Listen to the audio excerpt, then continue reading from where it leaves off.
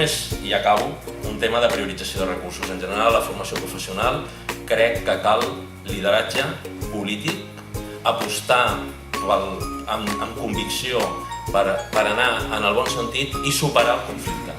Bé, jo acabo, aquesta era la part de Jaume Graells, ara ve la part de regidor que va més ràpida, donar-vos la benvinguda un cop més a la ciutat i desitjar-vos molt bona feina i espero que aquesta jornada sigui realment profitosa. Moltes gràcies. La zona central, la zona de lo que es las FPs, estamos muy por debajo de cuál es la media europea. Otro problema que han mencionado Jaume, que te toca Ramón, el abandono temprano y sobre todo la proporción de formación académica frente a la FP hace que el 51% de los muchachos tengan una formación que no los lleve a la empleabilidad. Y esto requiere que toda la sociedad, porque esto no es un tema solo de los políticos, es un tema de todos nosotros, nos pongamos a trabajar para darle la vuelta.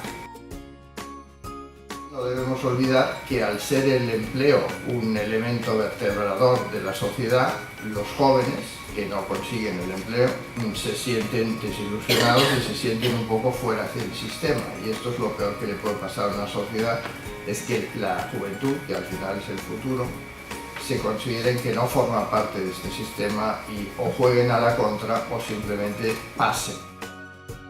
Podemos decir, resumiendo, que el desajuste entre la oferta educativa y la demanda laboral es lo que genera de verdad el desempleo juvenil, y esto lo hace tanto a corto como a largo plazo. Son mucho más efectivos que nosotros a la hora de llevar a cabo una orientación profesional.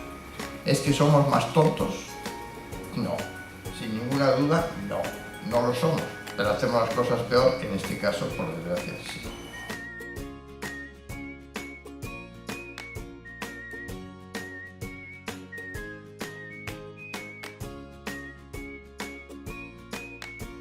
No necesitamos un Einstein otra vez para hacer eso.